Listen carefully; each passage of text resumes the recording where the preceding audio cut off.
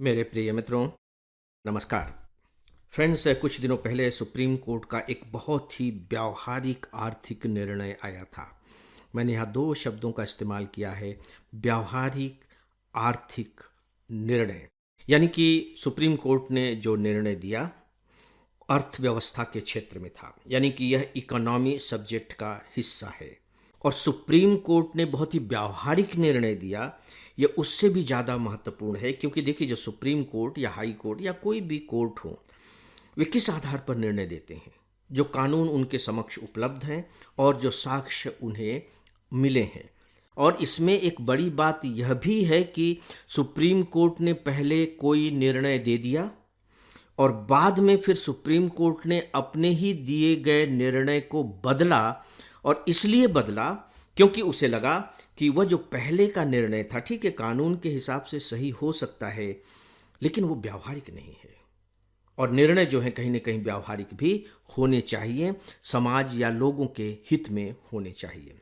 तो ये दोनों बातें चूंकि बहुत ही महत्वपूर्ण है, इसलिए मैंने आज इस टॉपिक को शामिल किया है। इस पर अखबारों में बहुत ज़्यादा बातें नहीं हुई हैं। खबर के रूप में आर्थिक पेज पर यह आई थी, लेकिन इस पर विस्तार से चर्चा नहीं हुई। और चूंकि थोड़ा सा स्पेशलाइज्ड किस्म का यह विषय है, इसलिए शायद जरूरी भी नहीं समझा गया। लेकिन बाकायदे जो बिजनेस स्टैंडर्ड है, उसने इस पर बहुत बड़ा एडिटोरियल लिखा और मैंने अपने जो न्यूज़पेपर की क्लिपिंग्स होती हैं, उसमें इसकी क्लिपिंग्स अपने स्टूडेंट्स को प्रोवाइड भी की है। और हो सकता है कि आप लोगों में से कुछ ने वह क्लिपिंग्स पढ़ी भी हो।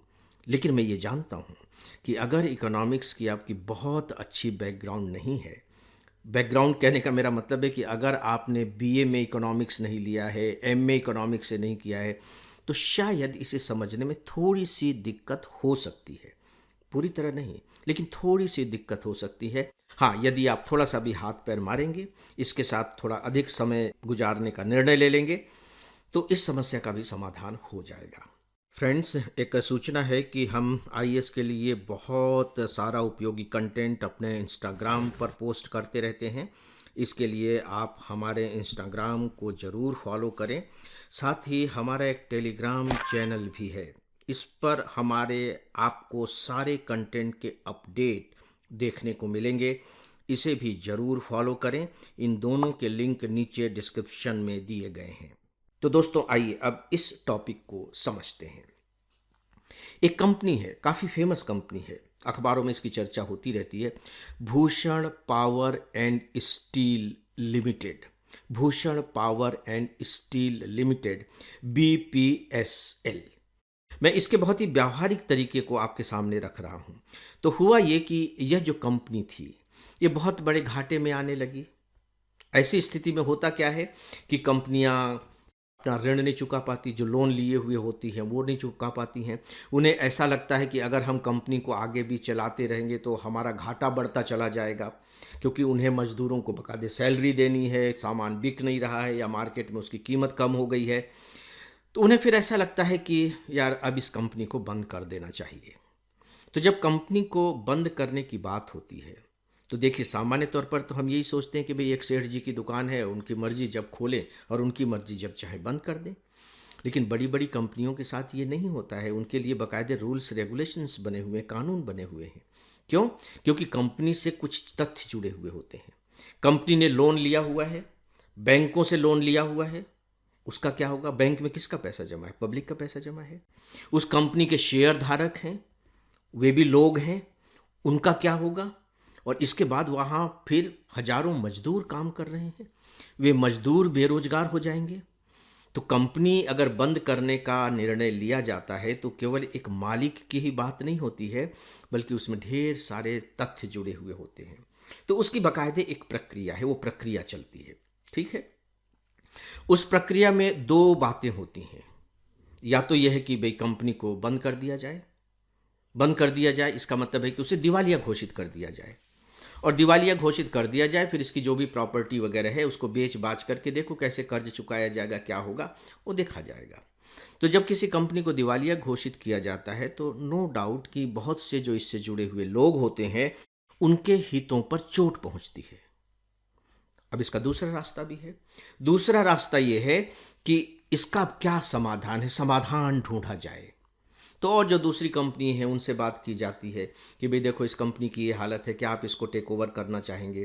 फिर किसी को लगता है कि हाँ वो टेक ओवर कर सकता है। इसके बाद फिर किन शर्तों पर वो टेक ओवर करेगा, तो वो फिर शर्तें बताता है, दोनों के बीच में बातचीत होती है और इस तरीके से एक समाधान का रास्ता निकाल लिया जाता है। तो जब समाधान का रास्ता निकाल लिया जाता है तो ये बेस्ट वे है, क्योंकि इससे बैंकों के लोन भी पड़ जाएंगे, जो शेयर धारक हैं उनके हित भी सुरक्षित हो जाएंगे और मजदूर भी काम करते रहेंगे, क्योंकि अब कंपनी बंद नहीं हो रही है। दिवालिया होने पर तो कंपनी बंद हो जाती है। तो ये दो रास्ते हैं, अब आपको क्लियर हो गया होगा। अब इन सब की देखभाल करने वाले हमारे पास तीन चीजें हैं। एक है, याद रखिएगा, insolvency and bankruptcy code 2016। Hindi में इसका नाम है दिवाला एवं शोधन अक्षमता संहिता 2016। अगर दिवालिया घोषित किया जाएगा तो इसमें जो भी कानून दिए गए हैं उनके अंतर्गत किया जाएगा। ये दिवालिया घोषित किए जाने संबंधी कानून है। जब आप इनकी पूर्ति करेंगे तब आपको दिवालिया घोषित किया जाएगा। ठीक है। इसके बाद हमारे यहाँ दो संस्थाएं काम कर रहे हैं, ट्रिब्यूनल। इसके बारे में भी आपको जानना चाहिए और ये आपके एक तरह से कह लीजिए स्टैटिक पोर्शन का भी हिस्सा है। जिस कानून की मैंने बात की और अभी जो दो संस्थाओं की मैं बात कर रहा हूँ, एक है NCLT, national company law tribunal. Tribunal है, जानते हैं आप, क्वासी जुडिशियल होती हैं, पूरी तरह से जुडिशियल नहीं होती, क्वासी जुडिशियल होती हैं। ये जो कंपनी वगैरह होती है इनके मामलों को सुलझाती है नेशनल कंपनी लॉ ट्रिब्यूनल। ठीक है। तो जब ये स्थितियां आएंगी तो आपको नेशनल कंपनी लॉ ट्रिब्यूनल के पास जाना पड़ेगा। जो भी अपील करना चाहेगा वहां अपील करेगा कंपनी के लिए, फिर वो अपना फैसला देगा। अगर उस फैसले से आप संतुष्ट नहीं हैं तो इसकी एक अपीलिंग संस्था भी है। उसमें थोड़ा सा एक शब्द जुड़ गया है, appellate, national company law appellate tribunal. इसमें आप अपील कर सकते हैं। तो अब हुआ ये कि जब इसके समाधान की बात हुई तो बाकायदे नेशनल कंपनी लॉ ट्रिब्यूनल ने भी उसको हाँ कर दिया कि ठीक है, समाधान की योजना को हम एग्री करते हैं। और इसके बाद नेशनल कंपनी लॉ एपेलाइट ट्रिब्यूनल ने भी उसे मान लिया कि ठीक है, समाधान को हम एग्री करते हैं और उस पर कार्रवाई होने लगी।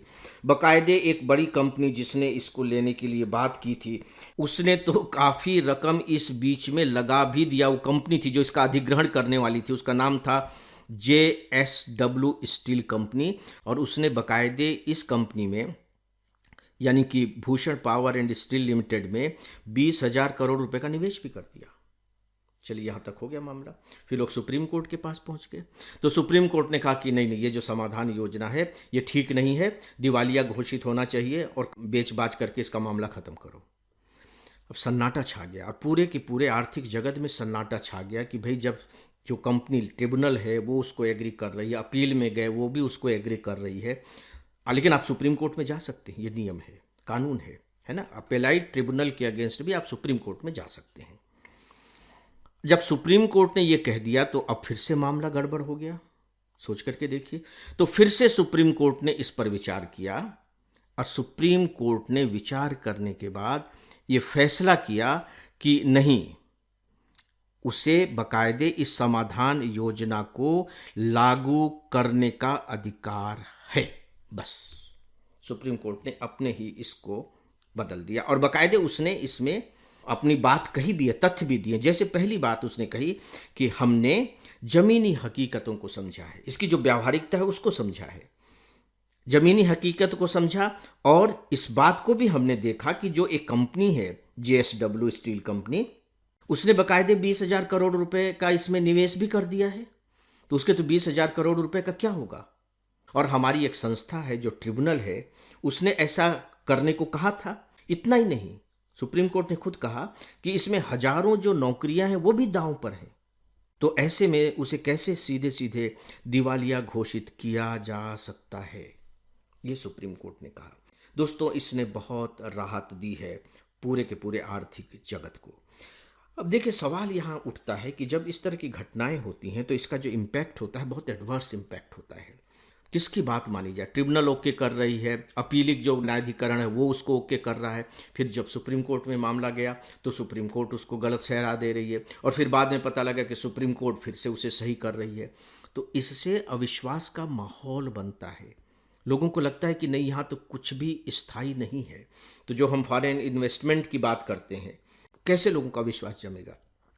फिर यह भी लगता है कि भाई जब ट्रिब्यूनल बनाया गया है, उसकी अपेलाइड संस्था भी है, तो फिर मामला सुप्रीम कोर्ट में क्यों जाना चाहिए? कुछ लोग ये भी प्रश्न उठा रहे हैं कि सुप्रीम कोर्ट के ऊपर जबरदस्ती के बोझ क्यों लादा जाए, उसके ऊपर ऐसे ही जो दुनिया भर का बोझ लदा हुआ है। तो इसमें काफ़ी कुछ इस तरह के मामले जुड़े हुए हैं। लेकिन जो सबसे अच्छी बात है वो ये है कि सुप्रीम कोर्ट ने इस मामले की व्यावहारिकता को समझा और व्यावहारिकता को समझने के बाद अपने ही द्वारा दिए गए निर्णय पर पुनर्विचार करके उसे बदल दिया। ये बहुत बड़ी बात है। तो दोस्तों, उदाहरण के लिए ये घटना अपने आप में बहुत इम्पॉर्टेंट घटना है और हमें देखना होगा कि जब हम ईज़ ऑफ डूइंग बिजनेस की बात करते हैं तो ये उसी के हिस्से होते हैं। क्योंकि अगर कानून अपने तरीके से इस तरह से बदल बदल करके लोगों को परेशान करता रहेगा या कंपनी जिस पर विश्वास नहीं कर पाएगी, तो फिर ईज़ ऑफ डूइंग बिजनेस होना बहुत मुश्किल हो जाता है।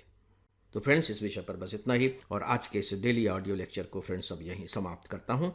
नमस्कार।